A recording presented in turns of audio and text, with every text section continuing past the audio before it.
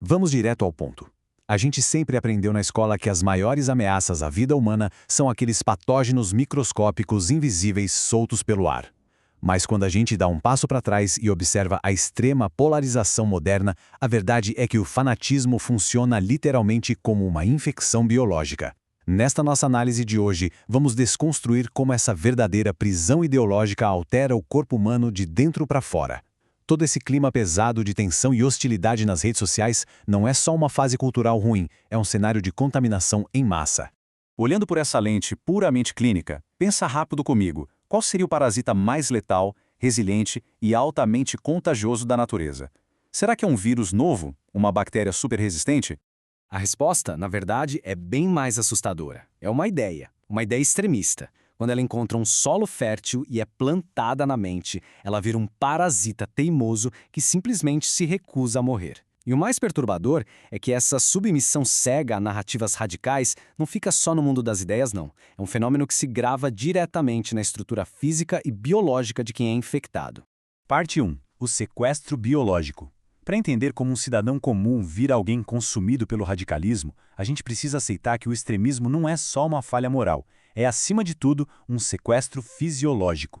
As nossas células são de fato invadidas. Bom, imagina o corpo humano como se fosse um computador. Por um lado a gente tem o DNA, que é o nosso hardware, a máquina física em si. E por outro temos a epigenética, que funciona como o nosso software. A epigenética é um mecanismo que liga ou desliga os nossos genes dependendo dos estímulos do ambiente. Ou seja, é o que acontece ao nosso redor que dita exatamente como essa máquina genética vai rodar no dia a dia. E a ciência já mapeou exatamente como essa reação em cadeia acontece. Olha só, tudo começa num ambiente de ameaça crônica. Pensa naqueles ecossistemas digitais lotados de crises fabricadas em indignação constante. Eles convencem o cérebro de que a gente está numa guerra iminente. O corpo, então, interpreta opiniões contrárias como um perigo físico real, de vida ou morte, e reage como inundação absurda de cortisol e adrenalina. O resultado? Esse estresse tóxico prolongado causa uma alteração epigenética de verdade. O corpo literalmente reescreve o próprio funcionamento para sobreviver a uma zona de combate que nem existe. Quando o organismo é reescrito desse jeito, as mudanças celulares são brutais. O cérebro, para poupar energia para essa batalha imaginária, simplesmente desliga áreas críticas. Acontece uma atrofia real no córtex pré-frontal, que é o que suprime a nossa lógica e empatia. Ao mesmo tempo, a amígdala incha. Como ela é a área ligada aos nossos instintos de sobrevivência mais primais, isso turbina a resposta de luta ou fuga e um tribalismo super agressivo. A ciência até já documentou a redução da massa cinzenta de quem consome muito conteúdo digital inútil, um negócio chamado brain rot, ou deterioração cerebral. Uma opinião diferente deixa de ser só um argumento e passa a ser vista pelo corpo como um predador faminto. Parte 2. A mente cauterizada. Chegamos no clímax dessa infecção e, honestamente, no grande foco da nossa análise. Aqui a gente vai examinar o estágio onde o estrago atinge o nível mais profundo da nossa biologia. O conceito de mente cauterizada tem até raízes teológicas antigas, mas a biologia moderna confirmou que isso é de uma exatidão assustadora. Não é só força de expressão, é um estado fisiológico real de insensibilidade moral, causado pela exposição sem fim ao ódio tóxico. A melhor analogia aqui é imaginar um ferro em brasa encostando na pele viva. A queimadura destrói todos os nervos, deixando ali só uma cicatriz dura, morta e adormecida. Onde antes existia empatia e um tecido sensível, agora só tem dormência. A pessoa simplesmente perde a capacidade biológica de sentir qualquer incômodo interno ao cometer ou aplaudir atrocidades. E quando a gente coloca lado a lado um cérebro saudável e um cauterizado, o contraste é chocante. No cérebro saudável, o córtex pré-frontal manda no jogo. A satisfação química vem de coisas variadas, tipo afeto ou uma conquista pessoal, e o remorso está ali, intacto. Agora, no cérebro cauterizado, a amígdala é quem dita as regras. E o pior, a dopamina e a serotonina viram reféns de estímulos extremos e violentos. A vergonha fica fisiologicamente bloqueada e é substituída por um cálculo puramente frio de ego, onde a agressividade vira a única coisa capaz de gerar qualquer recompensa química. Então, o ponto crucial aqui que a gente precisa entender de uma vez por todas é o seguinte.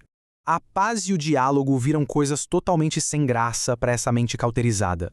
Os receptores químicos simplesmente não respondem mais à moderação. As pessoas começam a defender absurdos morais, não por teimosia intelectual, mas porque a própria biologia delas foi hackeada de dentro para fora para validar e recompensar só o ódio. Parte 3. A banalização do mal. Tendo essa base neural estabelecida, a gente precisa olhar para como essa dormência biológica ganha escala e muda o comportamento de massas inteiras na sociedade. A filósofa Hannah Arendt já cantava essa pedra de um jeito brilhante no século passado. Ela observou que os maiores horrores da nossa história não foram feitos por sociopata de carteirinha, mas por pessoas comuns, que abriram mão do pensamento crítico para só obedecer cegamente. Essa falta de reflexão é a essência da banalidade do mal e serve como uma luva para a barbárie digital que a gente vê hoje, onde linchamentos virtuais e mentiras desumanizam o outro numa escala anestesiada e em massa. A ciência contemporânea bate o martelo nisso através do modelo geral de agressão. Ficar lendo discurso de ódio online todo dia faz muito mais do que só te deixar irritado momentaneamente. Essa repetição diária constrói esquemas cognitivos de longo prazo. Aos poucos, as normas internas vão desmoronando e rola uma verdadeira poda neural que normaliza a violência. Mentes inteiras ficam altamente permissivas ao extremismo sem que o alarme da ética dispare na cabeça de ninguém. O erro vira o novo normal. Parte 4. O antídoto epigenético. Diante de um cenário tão absurdo, onde a máquina da empatia humana é desligada e caloterizada, fica a pergunta: qual é a intervenção? Existe uma cura biológica para isso? Felizmente, a resposta está na mesma mecânica que causou a doença. A beleza da epigenética é justamente essa. Ela é reversível. Só que tem um detalhe. Jogar argumentos superlógicos numa caixa de comentários não vai curar um cérebro sequestrado. A cura exige arrancar esse parasita à força. É preciso fazer um verdadeiro neurohacking físico.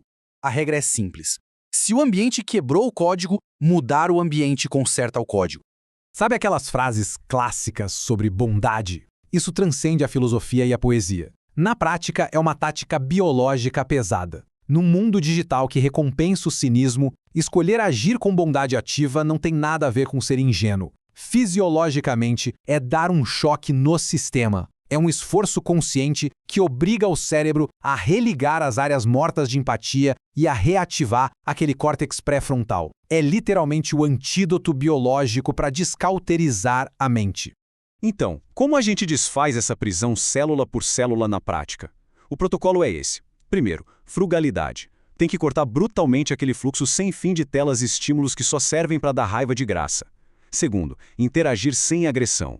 É forçar o ouvido a escutar ideias opostas sem deixar a amígdala achar que é a hora de ir para a guerra. Terceiro, recusar a prevalência. É pular fora dessa competição idiota de querer sempre esmagar o outro e vencer todo o debate virtual. Isso zera ansiedade quase na hora. E por último, bondade ativa. Fazendo isso, a gente simplesmente mata o parasita de fome. A real é que a cada instante que uma tela brilha na nossa frente, os nossos genes estão sendo ligados e desligados.